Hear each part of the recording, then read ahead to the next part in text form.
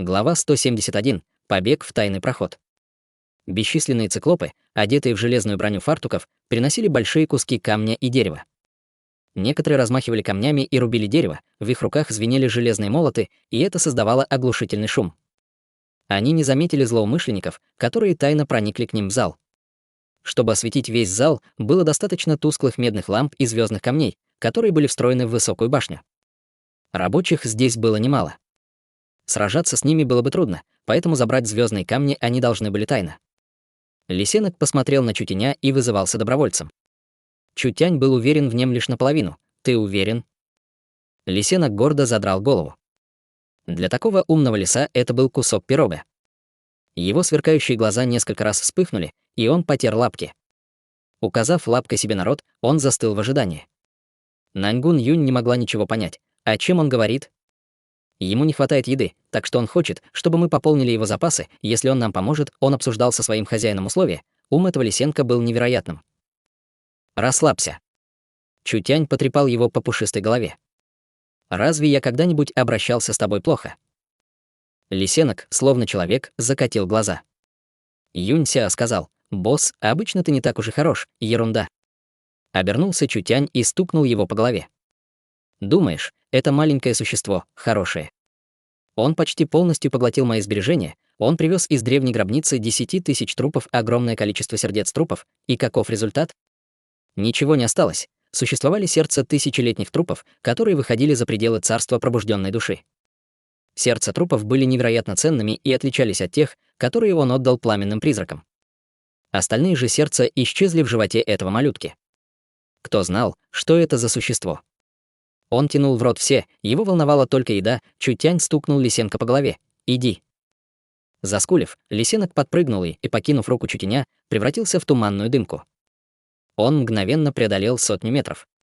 Подпрыгнув еще раз, он превратился в серый туман и преодолел еще 100 метров. Юнься и остальные были поражены. Это техника перемещения. У него не такая уж и высокая боевая мощь, однако его техника перемещения так сильна.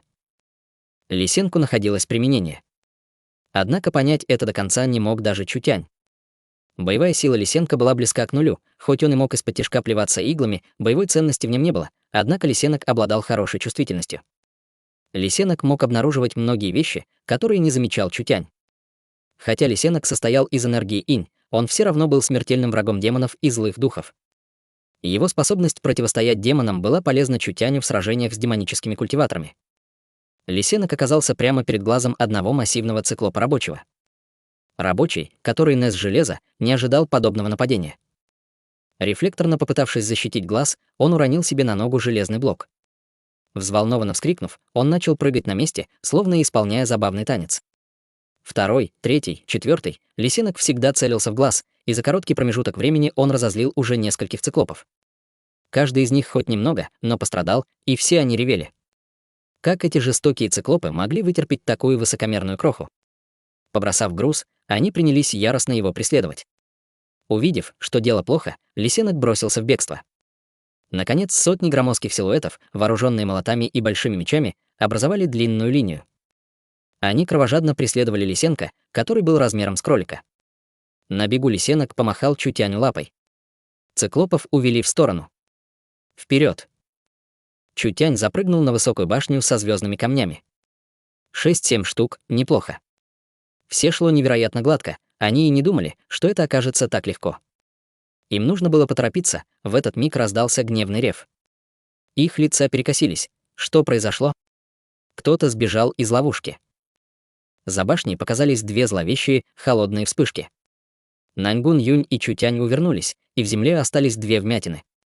К ним направились два циклопа, которые отличались от остальных. Оба были в громоздких толстых доспехах. Их оружие было более мощным, на звездных молотах виднелись волчьи клыки. Нахмурив брови, Юнься сказал: «Какая сильная аура!» Должно быть, они в царстве прославленной души. Они превосходят меня. Их кожа стала красной, словно они активировали какую-то культивационную технику.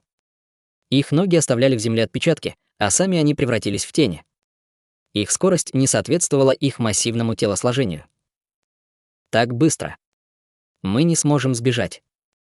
Шар грома Юнья засветился, вокруг нее вспыхнули молнии. Когда циклопы столкнулись с молнией, раздался взрыв. Стоило Чутянь поднять меч, как на него обрушился звездный молот. Звездный молот тоже окутывало красное свечение, и он разорвал воздух перед Чутянем, словно тяжелая бомба. Воздух задрожал. Перед тем, как Чутяня ударил звездный молот, его отправила в полет ударная волна. От этого не могла защититься даже Юнья, достигшая 4-го уровня пробужденной души, что уж говорить об остальных. Адский меч поглотил большую часть энергии, однако большинство ее осталось на воле, звездная броня Чутяня треснула, он ощущал, что несколько его костей раскрошились. Его отбросило на несколько метров, и он оказался в крайне скверном положении. «Не волнуйтесь. Я не погибну. Ребята, будьте осторожны». Встал Чутянь, держась за грудь. Так они и нападают.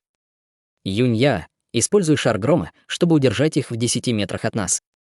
Не позволяй атаке приблизиться на 3 метра. Если тебя ударят, тебе конец.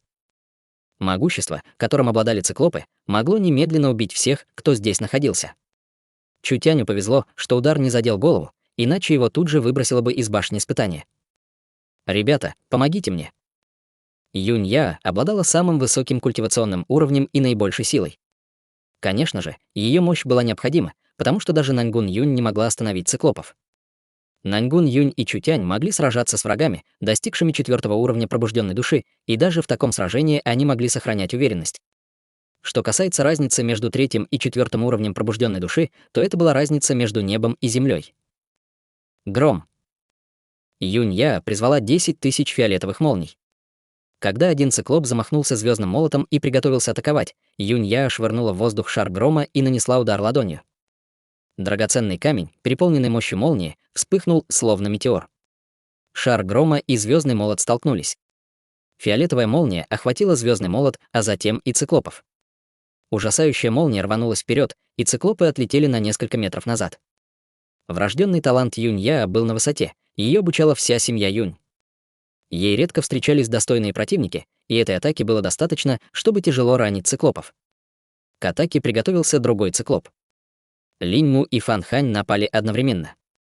Один призвал корни, чтобы те опутали ноги циклопов, а другой призвал холодный поток, чтобы заморозить циклопов. Хотя у них были сильные культивационные фундаменты, они могли их сдерживать, однако полный контроль им был не по силам. Воспользовавшись моментом, Наньгун Юнь одним ударом расколола броню циклопа на куски, а сам он отлетел, как резиновый мяч. Юнья призвала шар грома и снова набрала сил. Затем она повернулась, чтобы напасть на другого циклопа. На землю упал еще один циклоп. Оба циклопа оказались тяжело ранены. Сила их атак была очень сильной, однако оборона их была слабой. Шар грома был духовным артефактом, похожим на адский меч, а в руках Юнья, молодого мастера фиолетовой молнии, его сила лишь увеличилась. Две грозные атаки значительно ослабили их боевую мощь. Убить. Воспользовавшись шансом, они наконец убили двух могучих циклопов. Сжимая рукоять меча, Чутянь достал из нагрудного кармана нефритовую бутылку. Он выпил половину эссенции жизни, и его рана, быстро затянувшись, перестала его беспокоить. Нефритовые жетоны испытания дали нам подсказку. Эти чудовища известны как надзиратели, должно быть, рабочими командуют они. Вот как. Черт возьми, неудивительно, что они такие сильные. Они чуть не переломили мне хребет. Исчезнув, тело надзирателей оставили после себя свиток. Осмотрев его, все поняли, что это карта. Это карта гигантского лабиринта. Все были в восторге, на свитке был изображен весь гигантский лабиринт, и, судя по виду карты, лабиринт был устроен действительно сложно. Здесь было больше 200 различных дорог, каждая из которых разветвлялась в стороны. Даже дворцов было несколько. На карте был четко изображен каждый поворот. Взяв карту, Наньгун Юнь всмотрелась в нее. Что это за слова? Я их вообще не понимаю. Карта. Дайте ее мне. Чутянь забрал карту и посмотрел на нее. Это символы древней небесной расы, ты не можешь их понять, как и все некультурные люди. Если бы кто-то другой назвал Наньгун Юнь некультурной, он бы уже получил кулаком по лицу, однако это сказал Чутянь, поэтому она даже не рассердилась. Что за небесная раса? Очень древняя раса. Когда небесная раса правила континентом, эльфов еще не было, что уж говорить о духовных зверях. Что касается людей, думаю, они тогда жили в отдаленных пещерах и плясали вокруг костров, небесная раса была легендарной расой. Говорили, что ее представители были потомками Великой Древней Эпохи, выжившими после раскола Великого Древнего континента. Они обладали наследием великой древней эпохи, однако большая его часть, к сожалению, была утрачена. Ты хочешь сказать, что башня испытаний связана с небесными гигантами, не факт. Небесная раса слишком древняя, не все знания той эпохи дошли до наших дней. Эта башня предназначена для испытания молодежи, так что небесная раса не считала это испытанием должного уровня. Возможно, какая-то другая раса обнаружила башню испытаний, и, приложив много усилий, восстановила ее, это неважно. Произнесла Наньгун Юнь. Посмотрите на карту. Какая дорога безопасна? Мы здесь всего 2-3 часа, а ведь сила чудовищ будет только расти. Если это так, то мы не сможем справиться даже с рабочими. Она была права. Пока Чутянь внимательно рассматривал карту, из прохода донесся сердитый рев. Черт возьми, он так быстро вернулся. Мы до сих пор не вытащили камни. Оглянувшись, Юнься оторопел. Черт возьми, это тупик. Нас непременно найдут. Лисенок, убегающий от яростного преследования, ворвался в главный зал, это было странно. Почему с простыми рабочими оказалось так сложно справиться, почему он оказался в беде? Оглянувшись, 7 человек потрясенно замерли, несколько сотен рабочих выглядели иначе. Прежде они были одеты лишь в фартуки, однако теперь у них были кожаные доспехи, щиты и луки, придающие им армейский вид. Звездные молоты, кувалды, длинные мечи, длинные копья и луки, направленные на Лисенка, поднимали вокруг него пыль. Если бы Лисенок не был таким быстрым, его бы уже давно уничтожили, черт возьми, они все превратились в надзирателей. Несколько минут назад они были рабочими, однако когда Лисенок втянул их в погоню, все они стали надзирателями. Не слишком ли быстрый рост? Если все они стали надзирателями, то кто будет работать? Как все рабочие могли превратиться в надзирателей? Не очень-то хорошая концепция, Чутянь не успел обдумать теорию превращения в надзирателей. Сейчас на них мчались то ли 400, то ли 500 рабочих, которые стали надзирателями, а те надзиратели, с которыми они столкнулись прежде, были такими сильными. Как они могли с ними сражаться, во дворце был лишь один выход, бежать им было некуда. Минуту. Чутянь нашел на карте их текущее местоположение и сразу что-то заметил. В задней части зала есть проход, обозначенный пунктирной линией. Пунктирная линия. Почему не сплошная? Это значит, что проход может быть тайным. Скорее, ищите его.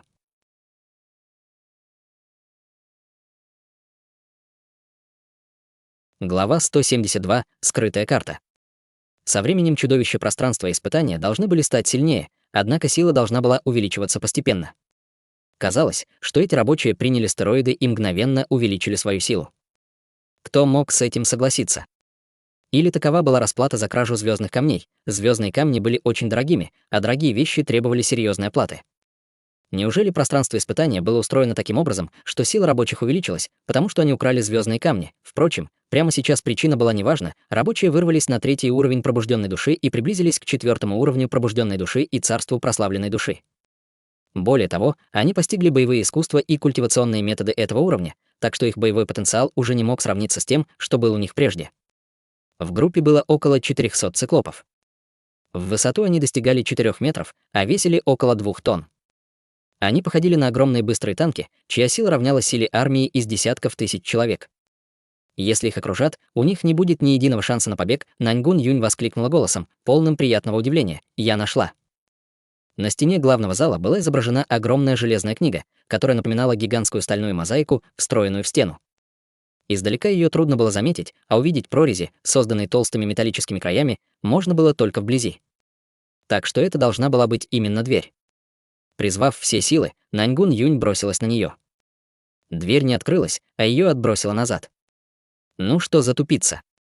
Ее не открыть грубой силой, на этой двери секретный замок. Чутянь подошел и обнаружил, что в створках двери есть небольшие фрагменты.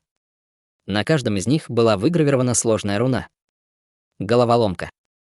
«Ребята, прикройте меня». Фэн Цайде посмотрела на диких циклопов, которые приближались к ним. «Боюсь, у нас недостаточно времени». 10 секунд хватит.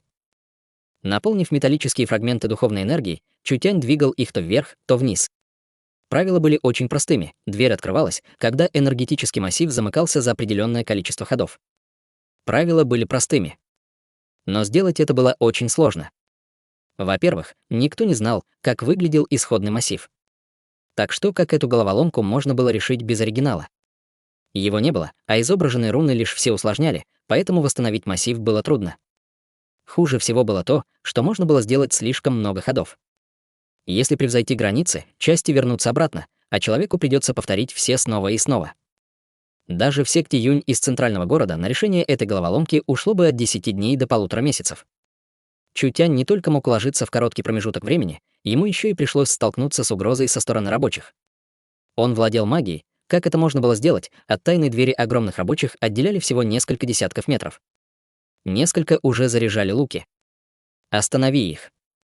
Духовная энергия Нангун Юнь превратилась в кулак ветра, который сбил стрелы. В небо ударили фиолетовые молнии. Шар грома превратился в тень, которая взлетела в небо. Он испускал толстые молнии, которые сплетались в плотную электрическую сеть. Когда циклопы подошли совсем вплотную, электрическая сеть отбросила их прочь. Меч ветра и облаков. Фэн Цайде призвала десятки полос из цемеча, которые взмыли вверх и рухнули на рабочих, словно синяя волна. Они изо всех сил старались их остановить, однако чудовища были слишком большими и коварными. Их нельзя было остановить силой. Скоро появятся солдаты классом выше. Как только циклопы приблизятся меньше, чем на 10 метров, они убьют их всего за одно нападение. Чутянь, игнорируя происходящее вокруг него, полностью сосредоточился на двери. Массив медленно возвращался к жизни, фрагменты собирались вместе, формируя единое целое. Вжух, Чутянь продолжал перемещать фрагменты, соединяя их друг с другом. Образовалось сложное изображение, и вот Чутянь передвинул последний фрагмент. Раздался громкий шум, энергетический массив засветился, по всей поверхности двери появились бесчисленные руны. Наконец раздался звук открытой двери, и металлические швы отошли от стены. У него в голове раздался голос: «Вы успешно открыли тайную дверь. Вы получаете 20 баллов. Сейчас у вас 170 баллов. Она открыта». Когда тяжелая дверь слегка открылась, Юнься, Линьму и Фанхань немедленно отступили. Обернувшись, Чутянь закричал: «Заходите скорее!». 7 человек быстро скрылись за огромной дверью. Бесчисленное количество рабочих мчались к открытой двери, готовые разбить ее в щепки. Шар грома, принадлежащий Юнья, начал светиться, и появились молнии, которые отбросили всех рабочих назад. Юнься, Линьму и Фанхань начали толкать невыразимо тяжелую дверь, силясь закрыть ее. Стало действительно страшно, на плече Чутяня появился лисенок. Облизав лапку, он смущенно заглянул ему в лицо. «Тяжело тебе пришлось». Чутянь погладил его по голове. «Ты получишь свою награду». Лисенок удовлетворенно кивнул. Он даже не выбился из сил. Юнься серьезно произнес: «Чудовища уже крепнут. Мы не сможем долго продержаться при таком темпе. Выжить здесь 3 дня будет слишком сложно». Все выглядели подавленными. Пространство испытания могло быть открытым и больше 3 дней, а пока не прошло даже 3 часов. Если чудовища крепнут с такой скоростью, то разве эти рабочие не станут дьявольскими отродьями? Что уж говорить о других чудовищах, пугающих и сильных. Тогда через 3 дня тела гигантов будут твердыми, словно алмаз, а сами они будут быстрыми, как ласточки. Они станут несравненно сильными. У человека, который проектировал это место, действительно не было мозгов. Нангун Юнь сильно сердилась. В башню испытаний пускают людей уровня пробужденной души, которым не исполнилось 30 лет. Я не верю, что в древние времена тут были эксперты истинной души. Даже если они и были здесь, то им было тяжело выживать. Эти гиганты были в царстве истинной души с самого начала, так что через несколько часов они научатся летать. «Ты ошибаешься», — сказал Чутянь. «Трудности испытания основаны на силе всех участников. 4 молодых мастера гораздо сильнее предыдущих участников из центрального города, поэтому сложность повысилась. Иными словами, даже если бы сюда зашли 10 экспертов истинной души, нам бы не было проще. Было бы больше хлопот, а испытание потеряло бы смысл. И что нам теперь делать? Если мы просто останемся тут, пространство призовет сюда чудовищ, поэтому мы должны продолжать двигаться». Чутянь внимательно посмотрел на карту. «Странно, что это?» Он показал всем карту.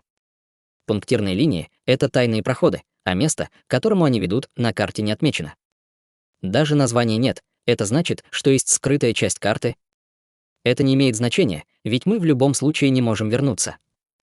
Чутянь убрал карту, и они пошли вниз по длинному коридору, все вокруг них задрожало. Оглянувшись, Юнься тут же выругался: «Чёрт возьми!» Это еще один коридор, заполненный гигантами. Этот коридор был точно таким же, как и коридор, расположенный в самом начале гигантского лабиринта. Слева и справа от них было много ниш, в которых стояли запечатанные гиганты. Как только они подойдут ближе, гиганты проснутся. В этом коридоре гиганты просыпались намного быстрее, чем они могли от них сбежать. Бежим.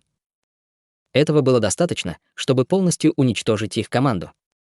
У них не было другого выхода, кроме побега, так что 7 человек бежали так быстро, как могли. Коридор задрожал. Рядом с ними падали огромные каменные осколки. Когда 7 человек достигли центра зала, зашагали гиганты, что стояли в начале коридора. Ростом они были около 50 метров, а их тела были огромными и мускулистыми, их окружала пугающая аура, которая потрясла каждого. Черт возьми! Они проснулись. Бежим, быстрее. Их преследовало все больше и больше гигантов, чьи шаги сотрясали землю. Один шаг гиганта намного превышал их шаг, так что гиганты стремительно настигали их. Чутянь приказал: «Сделайте лед. Сделайте лед». Фан Хань бежал последним. Он призвал духовный источник в виде ледяного гиганта, и на волю вырвалась белая духовная энергия. Фан Хань бежал, оставляя за собой толстый слой твердого льда.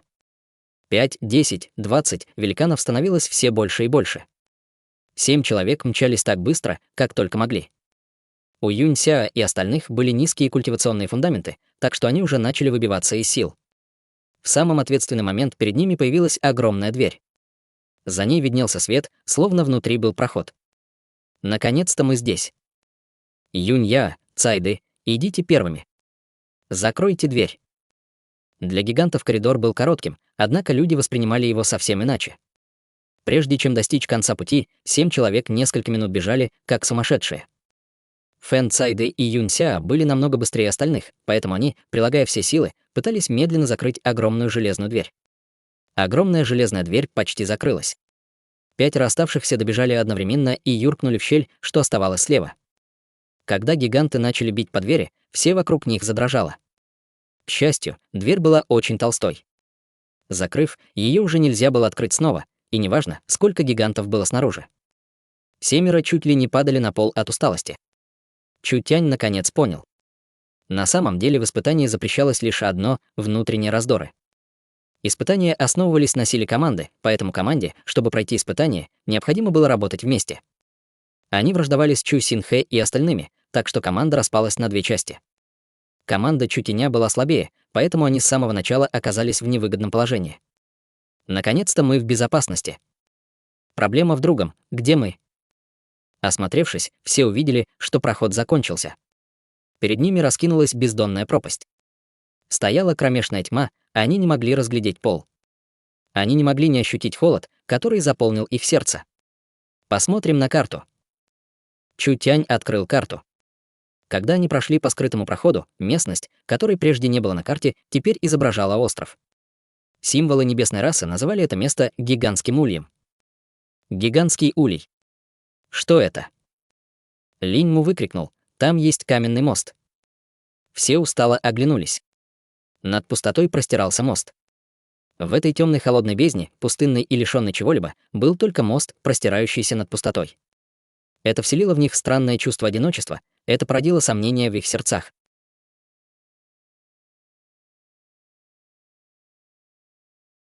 Глава 173. Мост, крадущий жизнь.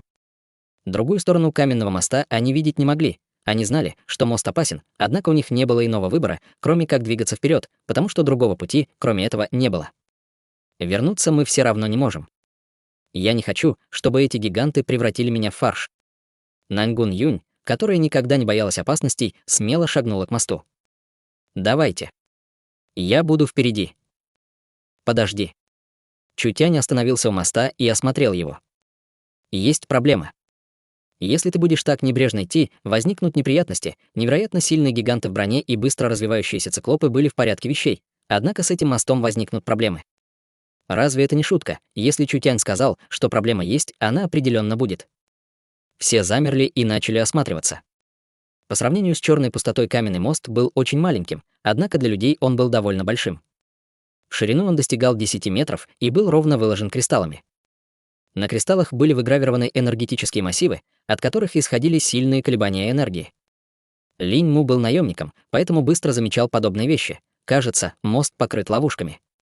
Если мы допустим хотя бы одну ошибку, последствия будут невообразимыми, Верно, мы не можем не активировать ловушки. Чутянь осматривал мост несколько минут, руны в каменном полу не будут меняться постоянно.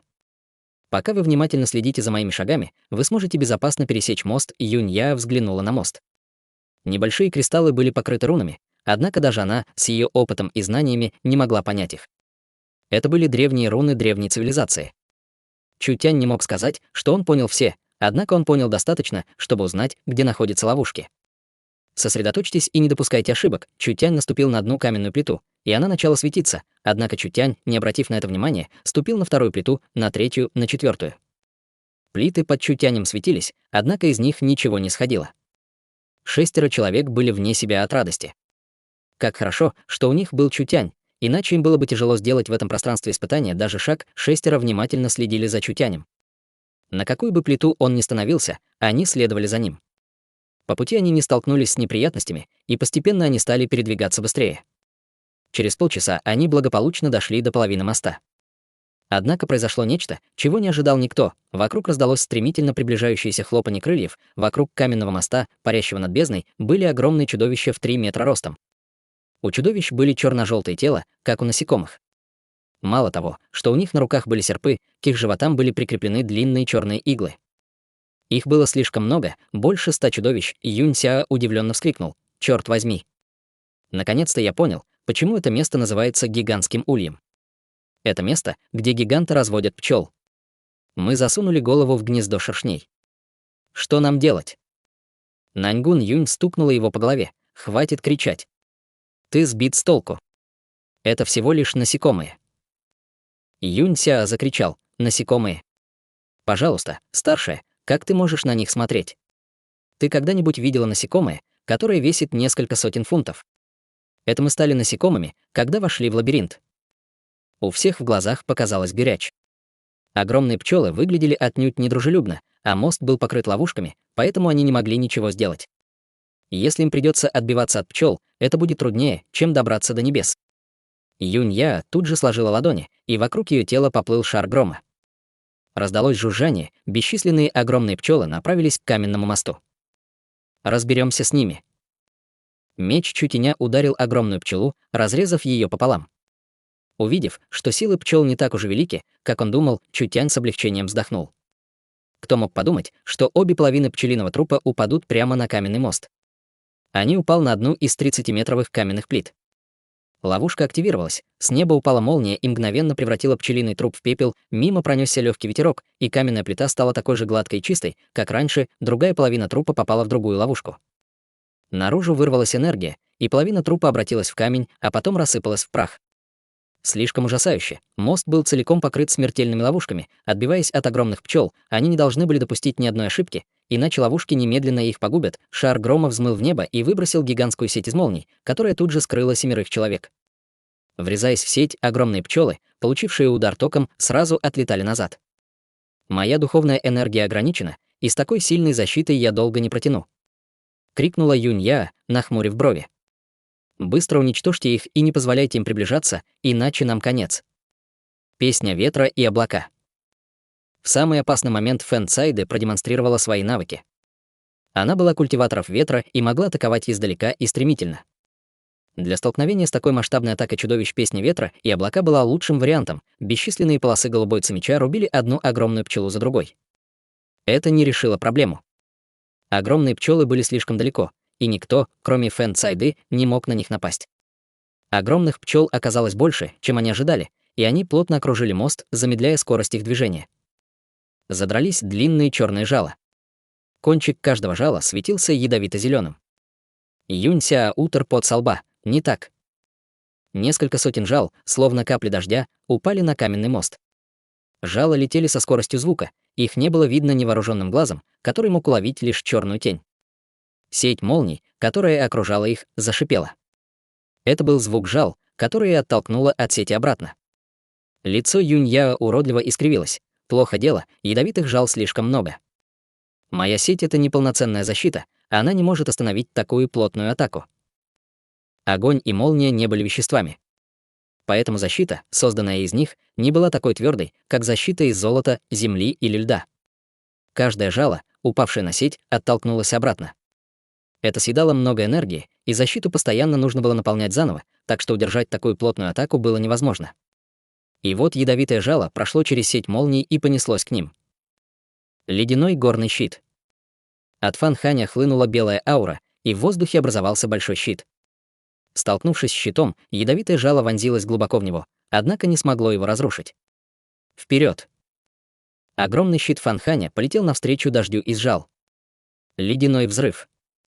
Огромный щит взорвался, и во все стороны полетели бесчисленные куски льда.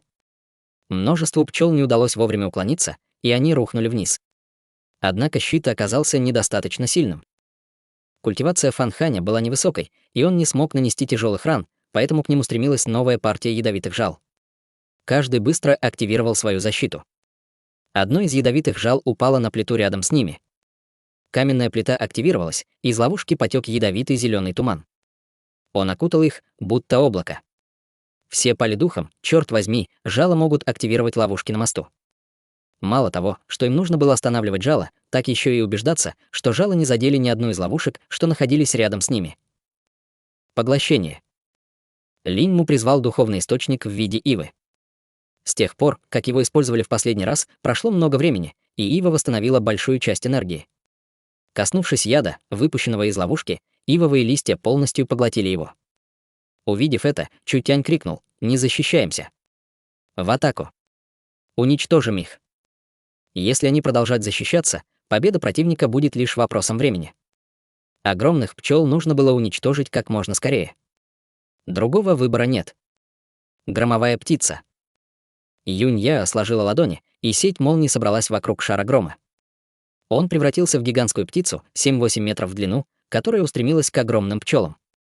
За атакой Юнь-Я последовали десятки мечей Фэн Цайды. Поскольку у других не было мощных дальнобойных атак, они использовали свои силы лишь для создания щитов. Юнь-Я была достойным кандидатом в культиваторы царства прославленной души.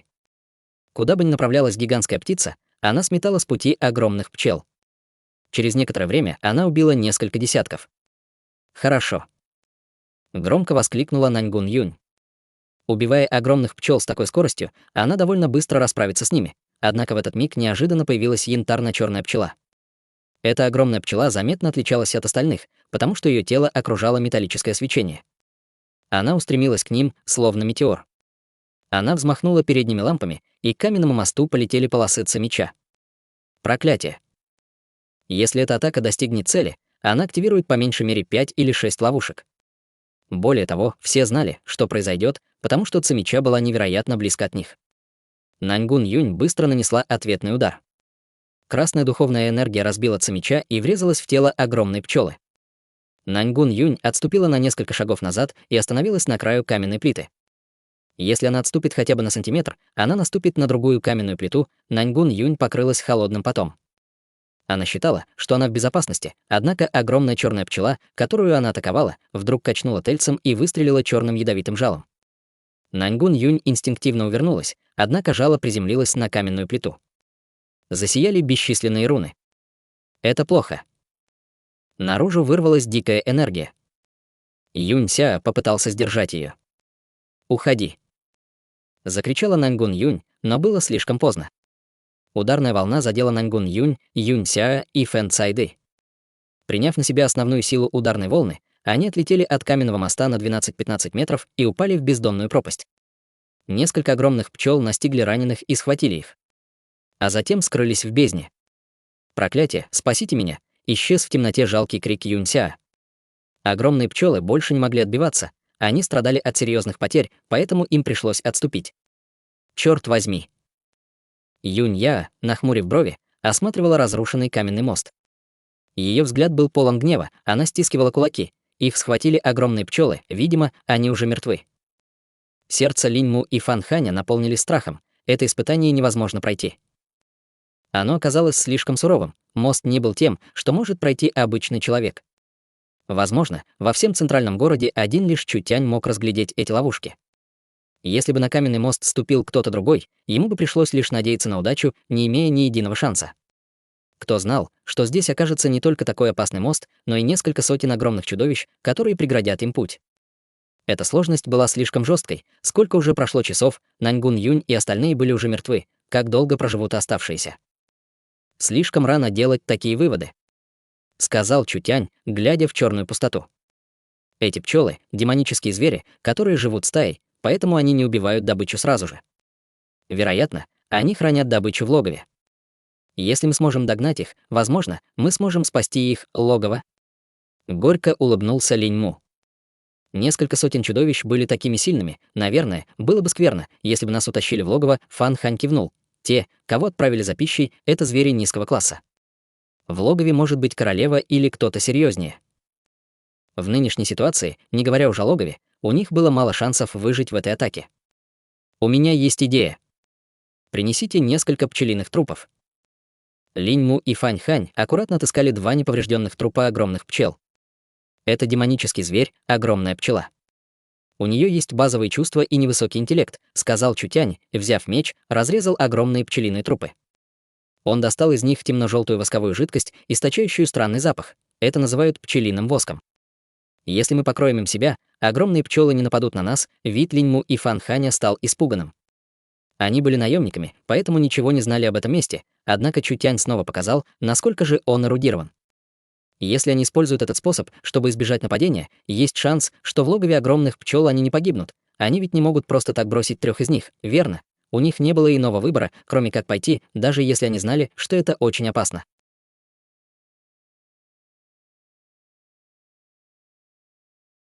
Глава 174. Медовые соты. Вероятно, убийство огромных пчел не принесло никаких очков, потому что их сила была меньше, чем у рабочих.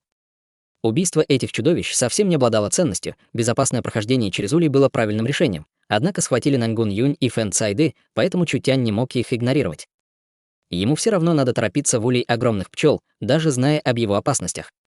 Чутянь, Юнь-Я, Линьму и Фан Хань густо покрыли свои тела пчелиным воском.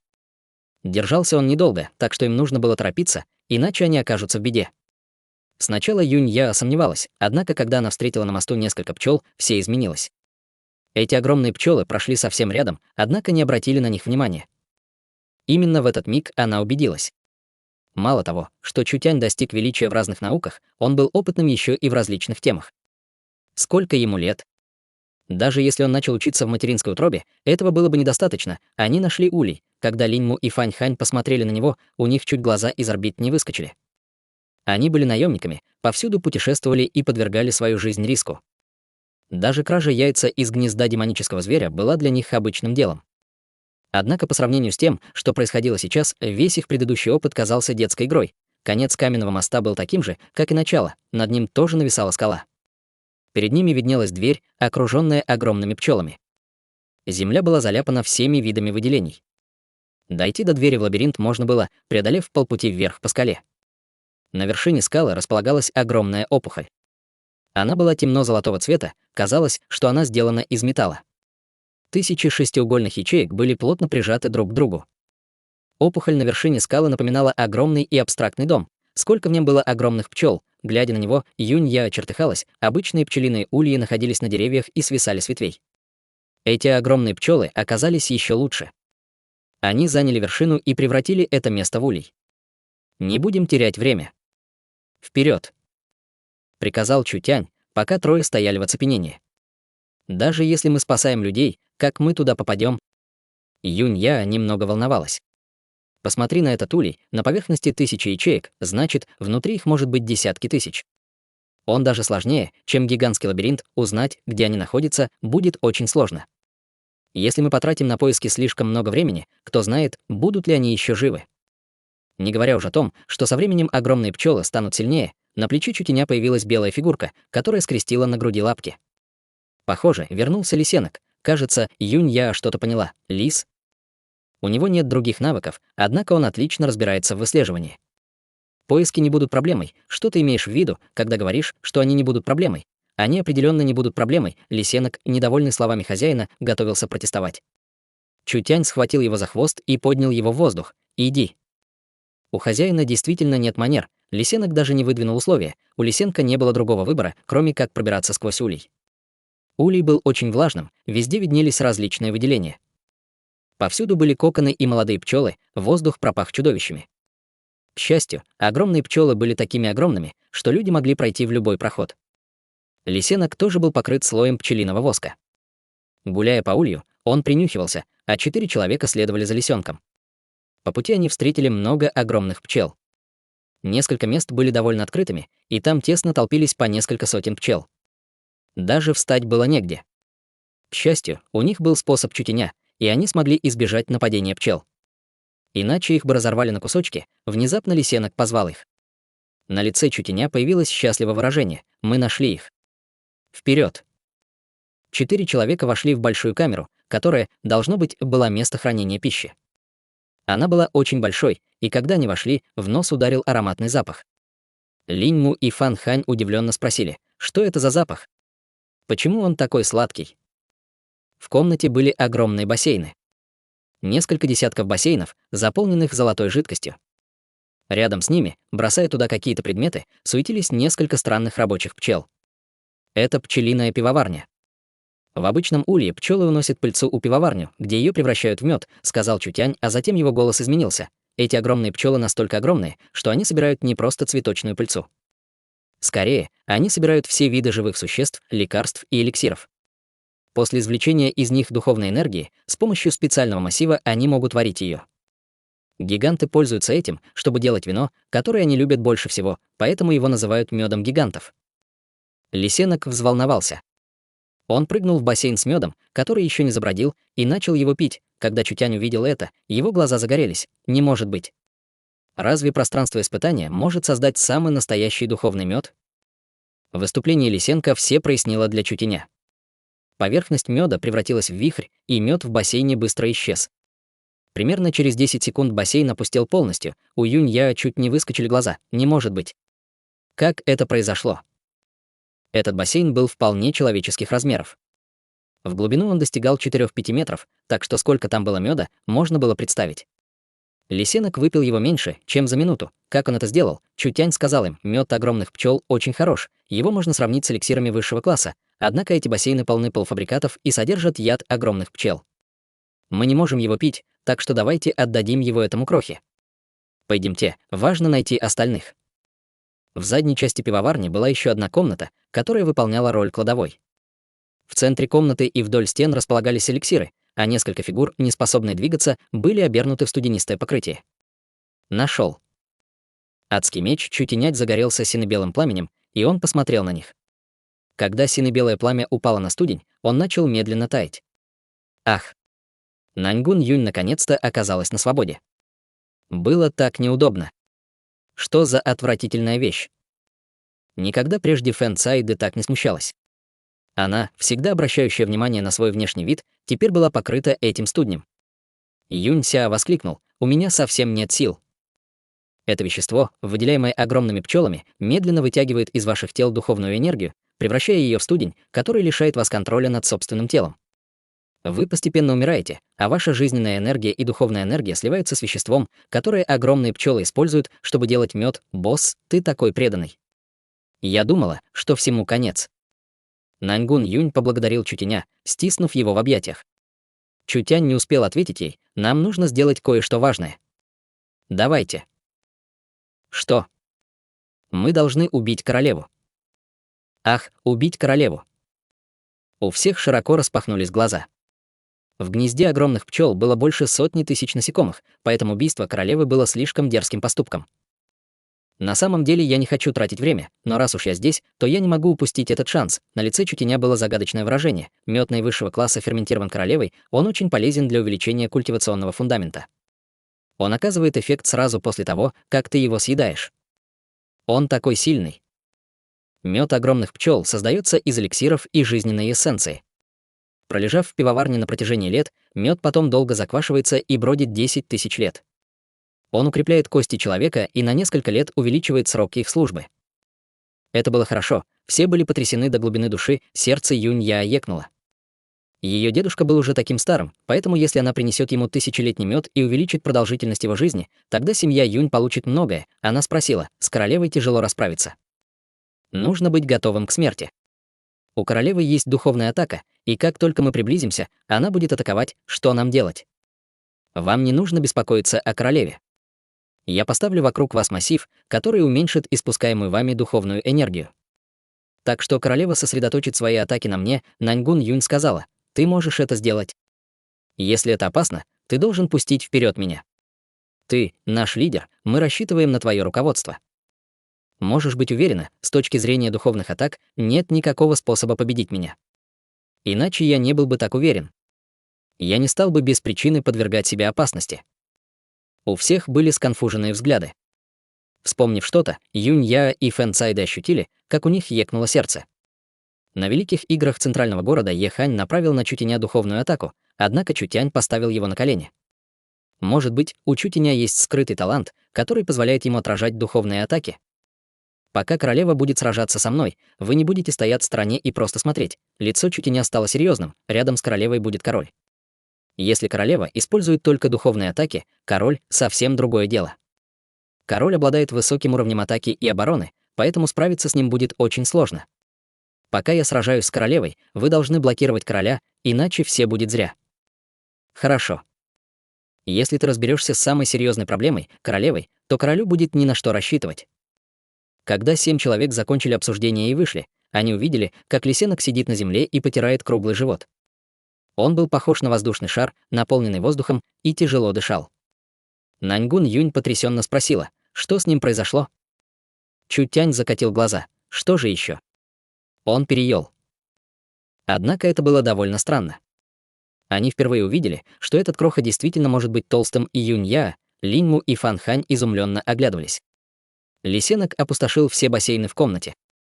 Это был драгоценный духовный мед, сваренных из бесчисленного количества жизненной эссенции и эликсиров. Насколько сильна энергия, содержащаяся в нем, даже маркиз Божественного Ветра не смог бы осилить 10-ую часть от всей массы меда.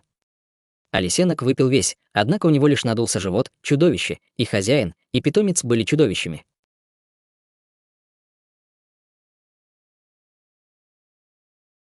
Глава 175. Энергия разума. Хватит прикидываться мертвым. Чутянь схватил лисенка за хвост. «Иди и найди королеву». Лисенок рыгнул, его вздутый живот напоминал резиновый мяч, который мгновенно сдулся. Его глаза засветились, словно у карпа, выпрыгнувшего из воды. Будто он, услышав о королеве пчел, понял, что это связано с чем-то вкусным. Черт возьми, он не наедался досыта с самого рождения. Думал ли он, что впервые заполнить его желудок будет так легко, у него был аппетит.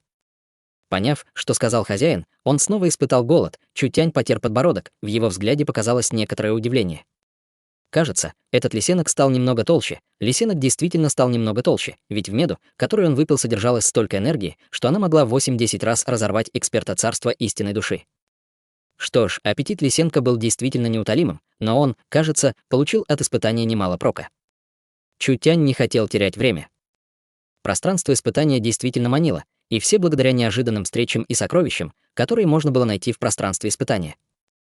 После того, как Чутянь основал торговое чудо, деньги просто потекли им в руки, однако найти уникальные сокровища было трудно. Существовало и высшее сокровище башни испытания. Существовала та самая древняя тайна, которую никто не разгадал, тайна жизни и смерти. Такая необычная вещь была для Чутяня довольно привлекательной. Что касается королевы, он разберется с ней, когда придет время, не желая тратить много времени, Чутянь не мог упустить такую возможность. Когда лисенка бросили на землю, он тут же повел 7 человек по следу. Двигался лисенок заметно быстрее, чем раньше. Преодолевая с помощью телепортации по несколько метров, он применял свою странную технику перемещения. Превращаясь в серый туман, он оказывался в нескольких сотнях метров от них. Даже если бы Чутянь активировал глаз разума, он не смог бы уследить за ним, потому что лисенок стал слишком быстрым. Скорость лисенка была так велика, что он мог убежать даже от такого эксперта, как Чу Син Хэ. Неважно, какой боевой мощью обладал лисенок, для успешной разведки ему было достаточно одной лишь скорости. Структура улья была невероятно сложной, гораздо сложнее, чем структура гигантского лабиринта. Карта, которую Чутянь держал в руке, оказалась недостаточно подробной, чтобы отобразить план улья. Улей был скрытой частью карты и появился на ней лишь после того, как они его нашли. Он был скрытой частью карты, так что в нем должна была быть скрытая награда. Это. Где это мы? Так много больших яиц, как отвратительно. Когда они оказались в одной из комнат сот, увиденное их ошеломило. Стены и пол огромной комнаты были плотно покрыты белыми яйцами, которых насчитывалось больше 10 тысяч. Каждое яйцо было размером с человеческую голову, круглое и нефритово-белое.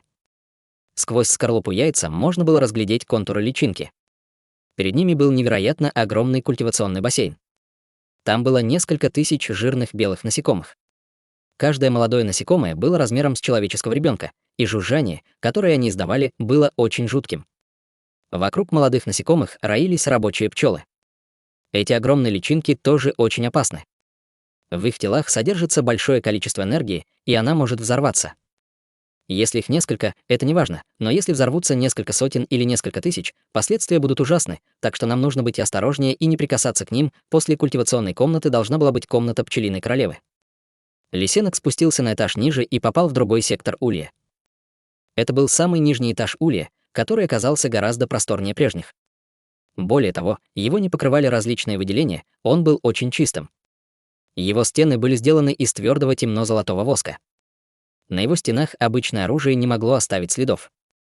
Он немного походил на таинственный подземный храм. В задней части зала, где обитала пчелиная королева, располагалась высокая сцена из пчелиного воска, которая была похожа на цветок.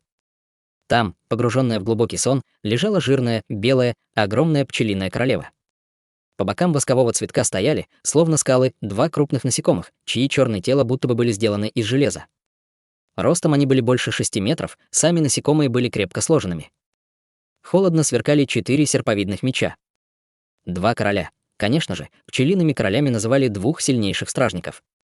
Помимо 2 королей-стражников здесь находились несколько крупных и сильных пчел-стражников. Эти стражники были меньше, чем короли, однако они все равно были под 4 метра ростом и намного превосходили людей. Эти стражники были самыми преданными стражниками, которые были у пчелиной королевы. Что касается 2 королей, то с ними не могла сравниться даже Юнья, эксперт царства прославленной души. Из-за этого напасть на королеву было гораздо труднее, чем они полагали. «Королева нас пока не заметила», — скомандовал Чутянь. «Во-первых, запечатайте вход». Линь Му кивнул, прижав ладони к земле, высвободил зеленую духовную энергию. Сквозь пчелиный воск медленно проросли корни деревьев и закрыли вход, сплетясь густой сеткой. Холодное течение, исходящее от рук Фанханя, рухнуло на стену из корней, покрыв ее толстым слоем ледяной энергии. Если обычная рабочая пчела прикоснется к ней, то она тут же замерзнет. Вперед! Все были готовы пойти вперед. Стражники мгновенно подняли бдительность и окружили их.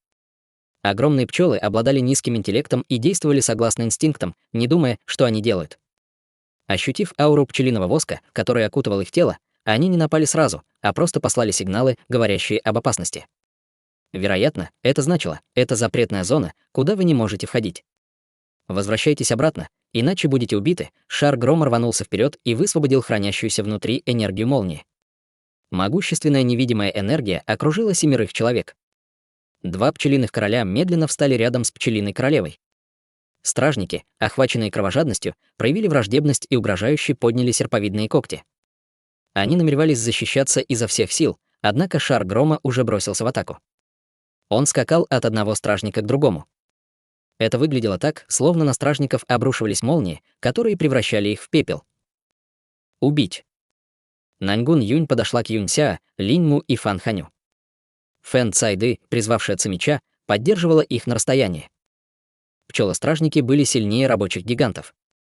Однако они не успели сделать даже шагу, как с некоторыми из них уже расправились. Пусть даже они не боялись смерти, однако их было слишком мало, чтобы остановить врагов. Вокруг раздался шум. Пчелиная королева просила колонию о помощи, и к комнате тут же направились несколько тысяч пчел. Именно поэтому Чутянь велел запечатать вход, однако это была лишь временная мера, которая не могла сдерживать их долго. Им нужно было как можно скорее расправиться с пчелиной королевой. Удар мерцающего пламени. По воздуху пролетели несколько полос цимича. Нескольких пчел-стражников разрезали пополам, и они упали на пол. Воздух тут же наполнился кровожадностью. 2 безмольных пчелиных короля взлетели, словно черные молнии, их трудно было увидеть невооруженным глазом. Опасные, холодные, сияющие когти в виде серпов целились в Чутяня со всех сторон. Слишком быстро и невероятно мощно бессмертное тело будет беззащитно перед пчелиными королями, его разрежут на кусочки, Чутянь не посмел призвать бессмертное тело. Немедленно активировав глаз разума и гиперфокус, он уклонился от пчелиных атак. Клинки пролетели в миллиметре от его тела. На полу появилось несколько глубоких разрезов, из которых пошел черный дым. Оружие пчелиных королей было ядовитым, оба быстро развернулись в воздухе, и 4 серпа снова полетели к Чутяню. Большие полосы клинка создавали дикую бурю. Отбив один из клинков, Юнь-Сяо отшатнулся на несколько шагов. Пчелиные короли действительно владеют могущественным искусством мечей. Задержи их. Я убью пчелиную королеву. Тело Чутяня покрыло звездным светом. Сжав адский меч, покрытый синим пламенем, не обращая внимания на пчелиных королей, он рванулся к королеве. Пространство вокруг него слегка исказилось. Вперед вырвалась невидимая энергия, духовная энергия. Пчелиная королева превращала духовную энергию в мощную атаку, состоящую из чистой энергии. Эту энергию нельзя было увидеть невооруженным глазом, однако можно было увидеть глазом разума. Пчелиная королева хотела сдержать Чутяня или же убить его на расстоянии. Чутянь уклонился от волны духовной энергии. Адский меч снова охватило пламя. Кажется, пчелиная королева поняла, что ее невидимая энергия видна глазом разума, поэтому переключилась на другую технику атаку.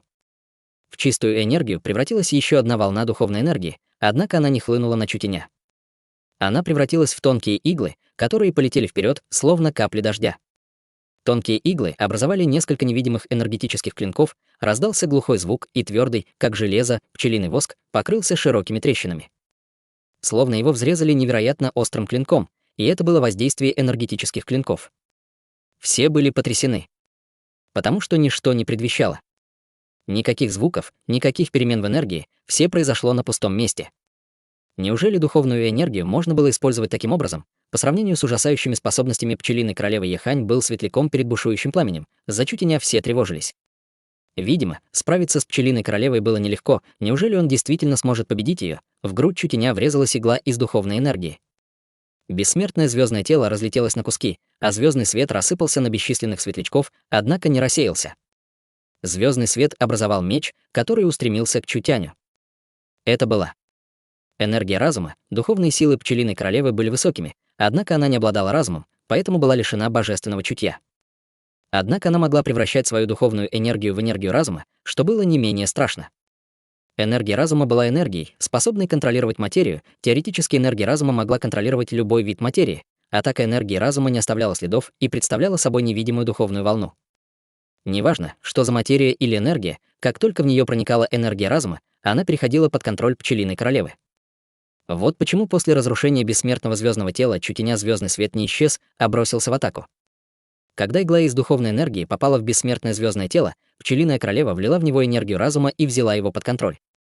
Она словно сорвала с него кожу, Чутянь не успел прийти в себя. Все вокруг него задрожало. Глаз разума осматривал все вокруг. Чутянь был потрясен, это плохо.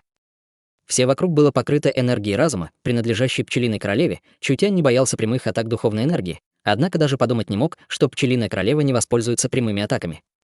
Вместо этого она превратила свою духовную энергию в энергию разума, чтобы прибегнуть к косвенной атаке. С ее помощью взяла под контроль материю и энергию. Пчелиная королева оказалась сильнее, чем Чутянь предполагал, и если так, то у Чутяня не было других способов.